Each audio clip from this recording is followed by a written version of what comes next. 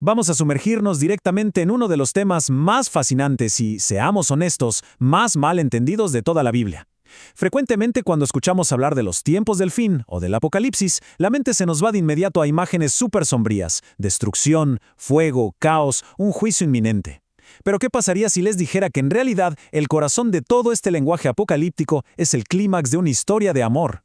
Literalmente, una profunda e inquebrantable historia de amor divino. Es una narrativa que abarca miles de años e involucra un antiguo pacto que se rompió, el dolor inmenso de un corazón traicionado y finalmente la gloriosa celebración de un nuevo matrimonio. Hoy, en esta explicación, vamos a desmenuzar el concepto de las bodas del Cordero. Analizaremos textos originales y detalles históricos que nos van a revelar cómo esta increíble metáfora del matrimonio conecta todas las escrituras de principio a fin. Para que tengamos claro el mapa de nuestro recorrido de hoy, vamos a ir paso a paso. Primero, el pacto matrimonial divino. Segundo, la infidelidad y carta de divorcio. Tercero, veremos la figura de el amigo del novio. Cuarto, el juicio de Jerusalén. Quinto, las bodas del Cordero en sí. Y terminaremos con la esperanza en el nuevo pacto. Así que, punto número 1. El pacto matrimonial divino. Bueno, para entender de verdad toda la profundidad del libro de Apocalipsis, tenemos que regresar al puro principio de la historia. Piénsenlo así. La relación que Dios estableció con el antiguo Israel allá en el monte Sinaí no fue solo la entrega de un código penal o de un montón de reglas aburridas y distantes. Para nada. Toda esa relación estaba estructurada exactamente como un pacto matrimonial de la antigüedad. Dios tomó la iniciativa total de acercarse, limpiar y comprometerse con Israel, prometiéndole fidelidad y protección absoluta. Y aquí entra una palabra clave súper interesante: el ketubá. Este era el antiguo contrato matrimonial judío. Y resulta que muchos eruditos han notado algo increíble. El libro bíblico de Deuteronomio no es solo un repaso de leyes. Todo su formato literario es idéntico a un ketubá. Es literalmente el contrato de matrimonio oficial firmado entre Dios e Israel, donde se estipulan los votos, las bendiciones de ser fieles y, claro, las graves consecuencias de una traición. Y junto con ese contrato escrito, la cultura de aquella época tenía otra costumbre fundamental: el mohar. Este era el regalo o la dote de compromiso que el novio entregaba para asegurar legalmente a su novia. En la tradición judía antigua, esta etapa de compromiso era algo sumamente serio. Desde el mismísimo instante en que se entregaba el mohar, la unión ya era legalmente vinculante. O sea, ya eran considerados marido y mujer ante la ley, incluso antes de vivir juntos. Entender este pequeño detalle cultural es vital, porque nos dice que cualquier tipo de infidelidad que ocurriera después de este punto no era un simple desliz de noviazgo, era considerado un adulterio total, una violación devastadora del pacto. Lo que nos lleva al doloroso punto número 2, infidelidad y carta de divorcio. Y aquí viene la parte triste de la historia. A pesar de todo el cuidado, la riqueza y el amor incondicional que proveyó este esposo divino, la antigua Jerusalén demostró ser profundamente infiel. Una y otra vez en el relato histórico vemos cómo el pueblo abandonaba este sagrado contrato para meterse en un verdadero adulterio espiritual, persiguiendo ídolos y dándole la espalda a quien los amó primero. El dolor de este matrimonio roto es inmenso y se siente a flor de piel en los profetas. Imagínense el caso de Oseas, a quien Dios le pidió que viviera esta misma traición en carne propia, casándose con una mujer infiel llamada Gomer, solo para darnos una imagen visual del corazón roto de Dios. Profetas como Isaías y Jeremías usan un lenguaje legal muy claro para decirnos que Dios eventualmente tuvo que emitir una carta de divorcio a la antigua nación. Pero ojo, incluso en medio del dolor en el capítulo 2 de Oseas, brilla una promesa de misericordia. La promesa de que un día la nación diría: «Iré y me volveré a mi primer marido», abriendo la puerta a un nuevo comienzo. Ahora bien, toda esta enorme transición hacia un nuevo arreglo matrimonial nos la explica de forma magistral el apóstol Pablo en el capítulo 4 de Gálatas. Él hace un contraste buenísimo usando la historia de dos mujeres. Por un lado tenemos a Agar, que representa ese antiguo pacto del Sinaí ligado a la Jerusalén terrenal y que al final solo produjo esclavitud. Y por el otro lado está Sara, que representa el nuevo pacto, la Jerusalén celestial, la que nace de una promesa directa de Dios y que trae libertad absoluta. Lo que Pablo nos está diciendo es que el viejo sistema, ese matrimonio terrenal que se había roto, tenía que ser desechado formalmente para hacerle espacio a la libertad y a la gracia del nuevo pacto. Pasemos a nuestra tercera sección, el amigo del novio. Sabiendo que el viejo sistema terrenal estaba llegando a su fin, obviamente había que preparar todo el escenario para un nuevo compromiso, y de eso se trata todo el inicio del Nuevo Testamento. de preparar la llegada de Jesús como el verdadero esposo que viene a buscar a su nueva novia. En las bodas súper elaboradas de aquella época en Judea había ciertos roles culturales importantísimos, y esto nos plantea una pregunta interesantísima cuando leemos el capítulo 3 del Evangelio de Juan. De repente aparece la mención de el amigo del novio.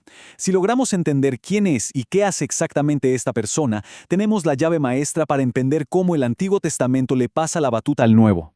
Esa figura histórica clave es Juan el Bautista. Él estaba cumpliendo un rol que los griegos llamaban el paraninfo. Básicamente, el paraninfo era el mejor amigo del novio. Era ese tipo súper leal que se encargaba de la logística, de cuidar a la novia y de garantizar que absolutamente todo estuviera en orden antes de que el esposo llegara a la fiesta. Su mayor alegría no era llevarse el crédito, sino simplemente escuchar la voz de su amigo llegando. Por eso, Juan el Bautista dice con tanta emoción que es necesario que él mengüe, que él se haga a un lado para que Jesús crezca. Su trabajo no era ser la estrella, sino asegurarse de que la iglesia estuviera lista para unirse formalmente a Cristo. Sección 4. El juicio de Jerusalén. Siguiendo con la lógica legal, para que este nuevo y mejorado matrimonio pudiera concretarse, el compromiso con la antigua novia rebelde tenía que tener un final judicial definitivo. Así que el juicio histórico sobre la antigua Jerusalén en el año 70 después de Cristo no fue solo una tragedia aleatoria, fue la resolución final de ese contrato roto. Y esto nos muestra una sincronía perfecta en la Biblia, algo que te deja con la boca abierta. Comparen esto. En el Antiguo Testamento, en Deuteronomio 32, hay un cántico que profetiza un día de venganza divina contra los que rompieran el pacto, prometiendo hacer justicia por la sangre de los profetas. Avanzamos siglos después hasta Apocalipsis 19, ¿y qué escuchamos? A todo el cielo gritando ¡Aleluya! ¿Por qué? Precisamente porque Dios ha juzgado al sistema corrupto, cumpliendo con exactitud matemática aquella vieja profecía y cerrando el círculo de la justicia. Al seguir esta línea de tiempo cronológica, todo el plan de redención hace un clic maravilloso. El proceso arranca con la cruz, donde Jesús firma este nuevo pacto con su propia sangre. Luego, en Pentecostés, ocurre formalmente este desposorio o compromiso espiritual con la naciente iglesia. Pero ojo, tuvo que pasar un periodo de espera, exactamente una generación bíblica de gracia. Este periodo concluyó de forma dramática en el año 70 después de Cristo con la destrucción definitiva del templo y del sistema antiguo. Era la transición necesaria, el cierre del capítulo antiguo para que el nuevo reino pudiera brillar plenamente. De hecho, a lo largo de estos pasajes proféticos, notamos un contraste visual súper intenso entre dos mujeres, dos identidades. Por un lado, nos describen a la gran ramera, cargada de oro, púrpura y lujos terrenales exagerados. Ella representa el sistema apóstata de la antigua Jerusalén que confiaba en sus propias riquezas antes del juicio. Y del lado opuesto está la verdadera esposa del Cordero, la nueva Jerusalén celestial. Ella no necesita adornos ostentosos, viste solamente lino fino, puro y resplandeciente. La caída de esa primera identidad corrupta era, desde el punto de vista legal y profético, un requisito indispensable para que la nueva y verdadera esposa fuera exaltada. Lo cual nos lleva directo a la sección 5, las bodas del Cordero. Después de todo este proceso de luto, juicios y el cierre del antiguo sistema, llegamos al verdadero clímax. En el capítulo 19 de Apocalipsis, la historia da un giro espectacular. Las cenizas se convierten en una celebración vibrante en los cielos. Se acabó el llanto, llegó la hora de que el rey reciba a su esposa. Y la forma más fácil de entender toda esta compleja cronología profética es verla como los 4 pasos literales de una boda judía antigua. Paso 1, el desposorio, cuando se paga la dote, que aquí sería la cruz y el nuevo pacto. Paso 2, la espera, ese periodo donde la novia se prepara en medio de dificultades. Paso 3, la procesión, la venida en juicio para remover los obstáculos en el siglo I. Y finalmente el paso 4, la gran cena de las bodas, esa unión eterna e inquebrantable entre Cristo y su iglesia. Y hay un detallito súper fascinante en el texto griego original. En Apocalipsis 19 se usa la frase «egine autou», que se traduce literalmente como «su esposa», no dice «su prometida». Esto confirma por completo lo que hablábamos del mojar al principio.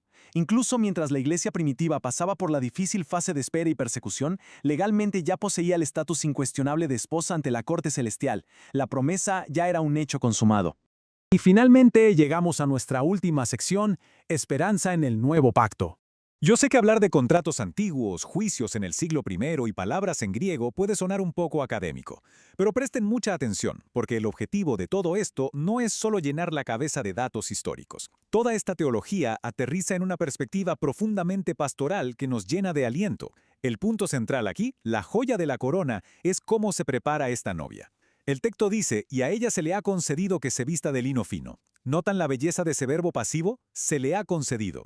Esto significa que ese vestido blanco inmaculado, esas acciones justas, no son algo que la novia tuvo que fabricar, sudar o ganarse por sus propios méritos. Es una provisión total, un regalo directo desde el cielo. Y la verdad es que esto lo cambia todo. A diferencia de las vestimentas cargadas de oro del viejo pacto, basadas en tratar de cumplir reglas imposibles, el vestido de lino de la verdadera novia es un regalo absoluto de la gracia de Dios. Como enseñó Jesús en sus parábolas, entrar a la gran fiesta de bodas no depende de qué tan fuertes seamos o de cuántos méritos acumulemos, depende 100% de estar vestidos y justificados por la justicia inquebrantable del novio. Él pone el vestido. Así que para despedirnos, quiero dejarles esta enorme pregunta para reflexionar. Si la perfección y la ropa que necesitamos para asistir a la celebración más espectacular de la historia es un regalo total de gracia, ¿cómo debería esto revolucionar nuestra manera de ver el amor de Dios? Piénsenlo. Desde hacer un contrato en el Sinaí, pasar por el dolor gigante de una traición, aplicar justicia para cerrar lo antiguo y terminar entregando un regalo inmerecido de salvación, toda esta historia es el testimonio de un Dios que estaba dispuesto a absolutamente todo para rescatar, limpiar y casarse eternamente con su pueblo. Ojalá esto les despierte las ganas de seguir escarbando en la inagotable riqueza de este nuevo pacto. Nos vemos en la próxima explicación.